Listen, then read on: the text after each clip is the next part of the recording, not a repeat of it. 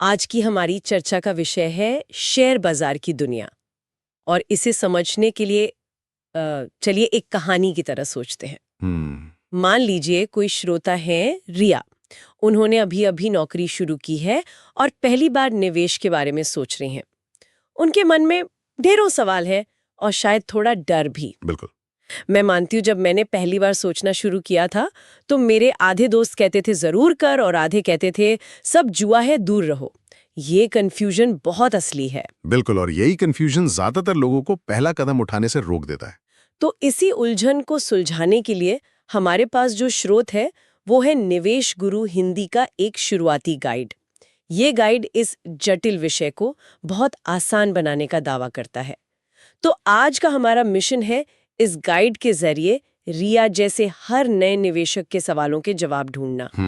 Share बाजार क्या है, ये काम कैसे करता है और सबसे जरूरी वो कौन सी गलतियां हैं जिनसे बचना चाहिए। और गाइड की शुरुआत ही एक बड़े दिलचस्प सवाल से होती है जो इस पूरे सफर का सार है। सवाल है कैसे कुछ लोग सिर्फ 10,000 रुपए को लाखों में बदल देते हैं जबकि कुछ दूसरे लोग अपना सारा पैसा गंवा देते हैं। मुझे लगता है इस एक सवाल में ही उम्मीद और डर दोनों छिपे हैं। सही बात है। तो चलिए इस गाइड के नक्शे पर चलते हुए इस सवाल का जवाब खोजते हैं। तो रिया का पहला सवाल, शेयर बाजार आखिर है क्या? गाइड के हिसाब से ये एक ऐसी जगह है जहां कंपनियों के हिस्से मतलब शेयर खरीदे और बेचे जाते हैं। और सबसे मजेदार बात जो इसमें कही गई है वो ये है कि अगर आप किसी कंपनी का शेयर खरीदते हैं तो आप उस कंपनी के छोटे मालिक बन जाते हैं। ये छोटे मालिक वाली बात मुझे बहुत अच्छी लगी। ये पूरे कॉन्सेप्ट को बहुत व्यक्तिगत बना देती है ना? हाँ, ये सिर्फ व्यक्तिगत तो बनाती है, पर इसमें एक चेतावनी भी छिपी है जिसे समझना जरूरी है। अच्छा? देखिए, ये एक छोटे मालिक वाली बात सिर्फ अच्छी नहीं लगती, इसका एक कानूनी मतलब भी है। आपको कंपनी की सालाना बैठकों में वोटिंग का अधिकार मिलता है, आप मैनेजमेंट से सवाल पूछ सकते हैं, तो आप वाकई में एक हिस्सेदार हैं, सिर्फ कागज पर नहीं। राइट। लेकिन नए निवेशकों को यह भी समझना होगा कि छोटे मालिक होने का मतलब ये नहीं कि आप गूगल के सीईओ को बता सकते हैं कि अगला प्रोडक्ट क्या बनाना है। आपका प्रभाव बहुत सीमित है। ये आपको बिजनेस का हिस्सेदार बनाता है, मैनेजर नहीं। ये एक बहुत बहुत जरूरी फर्क है। मतलब आप कंपनी के मुनाफे और नुकसान में हिस्सेदार हैं लेकिन उसके रोजमर्रा के फैसलों में नहीं। बिल्कुल। और गाइड ये भी साफ करता है कि कंपनियां अपने शेयर बेचती क्यों हैं। उन्हें अपना बिजनेस बढ़ाने के लिए, नई फैक्ट्री लगाने के लिए या कोई नया प्रोडक्ट लॉन्च करने के लिए पैसे की जरूरत होती है। और यहीं पर ये पूरी व्यवस्था एक साझेदारी का रूप ले लेती है। कंपनियों को विकास के लिए पूंजी चाहिए जो उन्हें आम लोगों से मिलती है, और आम लोगों को मतलब हम जैसे निवेशकों को उन बेहतरीन कंपनियों की तरक्की में हिस्सेदार बनकर अपनी संपत्ति बढ़ाने का एक मौका मिलता है। तो ये सिर्फ एक लेन देन नहीं है, ये एक सिम्बियोटिक रिलेशनशिप है। कंपनी बढ़ेगी तो आपका पैसा भी बढ़ेगा। ठीक है, तो साझेदारी की बात समझ में आ गई। अब आते हैं उस सवाल पर जो सबके मन में होता है, इससे पैसा कैसे बनता है। गाइड पैसा कमाने के दो सीधे रास्ते बताता है। पहला, जो हम सब ने सुना है, सस्ता खरीदो और महंगा बेचो। मतलब आपने एक शेयर 100 रुपए का खरीदा और जब उसकी कीमत बढ़कर 120 हो गई तो उसे बेच दिया। 20 रुपए आपका मुनाफा।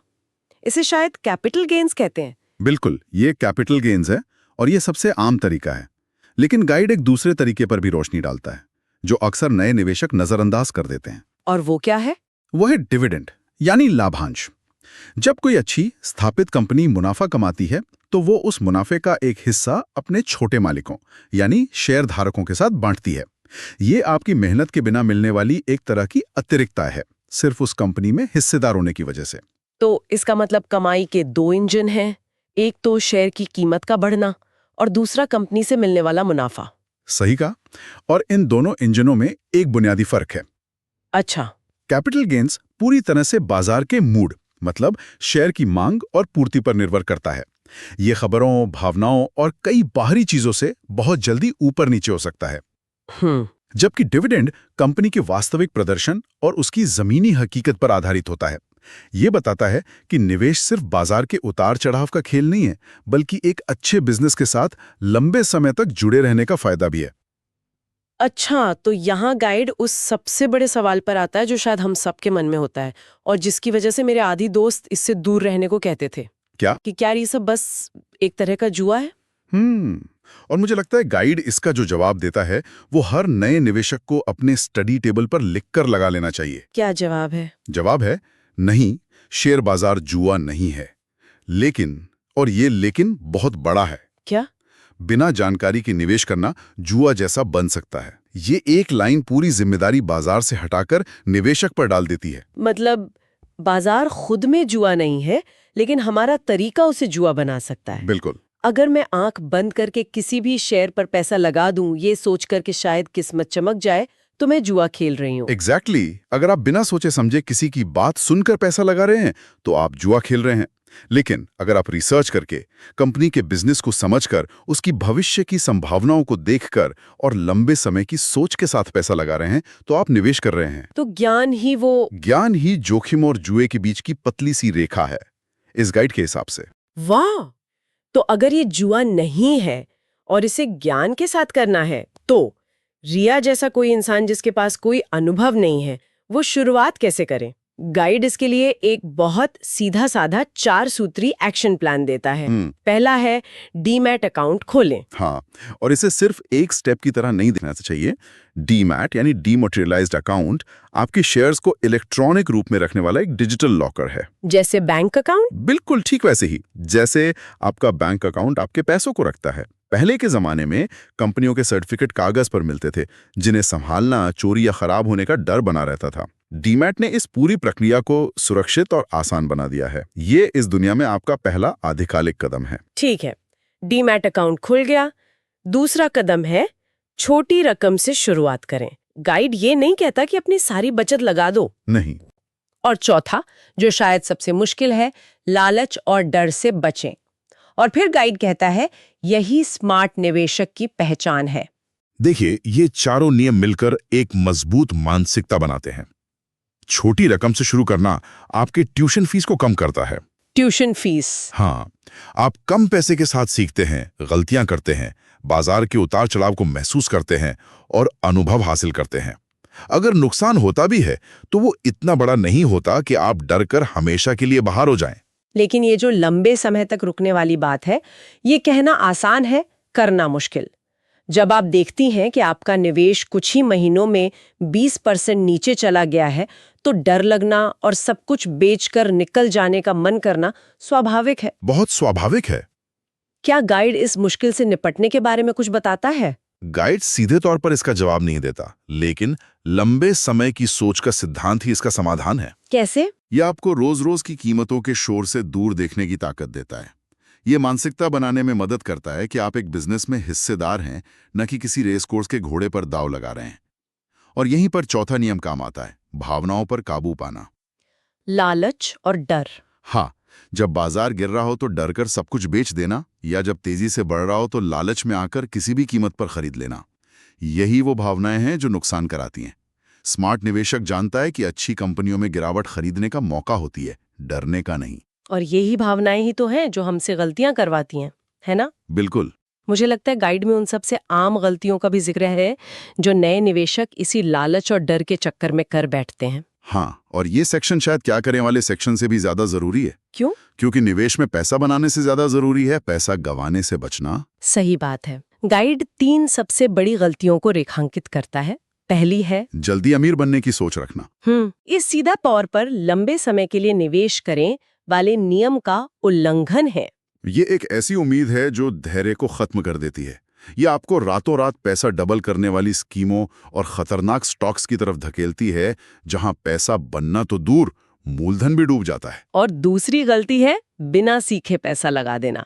ये उस ज्ञान वाले सिद्धांत के खिलाफ है जो जुए और निवेश में फर्क करता है। सही। और तीसरी, जो मुझे सबसे आम और सबसे खतरनाक लगती है, दूसरों की दी गई टिप्स पर आंख बंद करके भरोसा करना। और ये जो दूसरों की दी गई टिप्स वाली बात है ना, ये वाकई सबसे खतरनाक है। हम सब ने अपने व्हाट्सएप ग्रुप में देखा होगा। रोज देखती हूँ, ये शेयर खरीद लो, 1 महीने में डबल हो जाएगा। बिल्कुल। या किसी तथाकथित एक्सपर्ट को टीवी पर सुना होगा। गाइड सही कहता है, ये निवेश नहीं, सट्टेबाजी है, और इसमें पैसा गंवाने की गारंटी लगभग पक्की होती है। लेकिन फिर एक सवाल उठता है, अगर दूसरों की टिप्स पर भरोसा नहीं करना, तो फिर जानकारी का सही स्रोत क्या हो? एक नया निवेशक कहाँ जाए? ये एक बहुत जरूरी सवाल है। गाइड सीधे तौर पर इसका जवाब नहीं देता, लेकिन उसका इशारा साफ है। वो आपको दूसरों पर निर्भर रहने के बजाय खुद सीखने के लिए प्रोत्साहित कर रहा है। मतलब सेल्फ लर्निंग। हाँ, ये एम्पावरमेंट का संदेश है। वो कह रहा है कि आप कंपनी की वार्षिक रिपोर्ट पढ़ना सीखें, उसके बिजनेस मॉडल को समझें, इंडस्ट्री के बारे में जानें। आपका पैसा है तो फैसला भी आपका होना चाहिए, और फैसला जानकारी पर आधारित होना चाहिए, न कि किसी की कही सुनी बात पर। ये मुश्किल रास्ता है, लेकिन सुरक्षित और स्थायी रास्ता यही है। तो इन सब का क्या मतलब है? हमने परिभाषा समझी, पैसा कमाने के तरीके देखे, जुए और निवेश का फर्क जाना, और क्या करें और क्या न करें ये भी देख लिया। गाइड का अंत एक बहुत शक्तिशाली विचार के साथ होता है। अमीर बनने का राज किस्मत नहीं, सही निवेश है। यह पूरे गाइड का सार एक लाइन में बता देता है। ये एक मजबूत और प्रेरणा देने वाला संदेश है। ये किस्मत के भरोसे बैठने की बजाय कर्म, यानी सही जानकारी और सही एक्शन पर जोर देता है। यह कहता है कि वित्तीय सफलता संयोग नहीं, बल्कि एक सीखी जा सकने वाली कला है। लेकिन इसके बाद ये गाइड कुछ ऐसा करता है जो इसके डिजिटल फॉर्मेट की खासियत है, और ये मुझे बहुत दिलचस्प लगा। अच्छा? यह दर्शकों से कहता है कि अगर वीडियो पसंद आए तो लाइक, शेयर और सब्सक्राइब करें। ये तो सामान्य बात है, हर क्रिएटर कहता है। हाँ, ये तो स्टैंडर्ड है। लेकिन फिर ये एक खास काम करने को कहता है। यह दर्शकों से कमेंट में लिखने के लिए कहता है, मैं निवेश सीखना चाहता हूँ। और ये एक बेहतरीन डिजिटल मीडिया रणनीति है। इसे सिर्फ चैनल का प्रचार समझना एक भूल होगी। ये उससे कहीं ज्यादा गहरा है। कैसे? जब कोई व्यक्ति, मान लीजिए रिया, कमेंट में जाकर ये लिखती है कि मैं निवेश सीखना चाहता हूं, तो ये एक तरह की सार्वजनिक घोषणा बन जाती है। अपने आप से किया गया वादा। बिल्कुल, ये अपने आप से किया गया एक वादा है। ये उसके दिमाग में एक स्विच ऑन कर देता है। मतलब ये सिर्फ एक कमेंट नहीं है, ये एक संकल्प है, एक पब्लिक कमिटमेंट। बिल्कुल। साइकोलॉजिकली जब हम किसी चीज की सार्वजनिक घोषणा करते हैं तो उसे पूरा करने की हमारी संभावना बढ़ जाती है। और दूसरा, ये सीखने वालों का एक समुदाय बनाता है। अच्छा? जब कोई नया दर्शक कमेंट्स देखता है और हजारों लोगों को यही बात लिखते हुए पाता है, तो उसे लगता है कि वो अकेला नहीं है, और भी लोग हैं जो इसी सफर पर हैं। ये एक तरह का सोशल प्रूफ और मोटिवेशन है। सही बात है। ये पैसिव दर्शकों को, जो सिर्फ वीडियो देख रहे थे, उन्हें एक्टिव लर्नर बनाने का एक बहुत स्मार्ट तरीका है। ये सिर्फ जानकारी देने से एक कदम आगे जाकर एक्शन लेने के लिए प्रेरित करना है। तो इस गाइड से हमने जो मुख्य बातें निकाली वो ये हैं कि शेयर बाजार उतना डरावना नहीं है जितना लगता है, बशर्ते इसे सही तरीके और सही मानसिकता के साथ किया जाए। सही जानकारी, लंबी अवधि की सोच और अपनी भावनाओं पर नियंत्रण के साथ ये सिर्फ खरीद बिक्री का एक बाजार नहीं, बल्कि संपत्ति बनाने का एक शक्तिशाली जरिया हो सकता है। ये रिया जैसे नए लोगों के लिए एक बहुत अच्छा शुरुआती बिंदु है।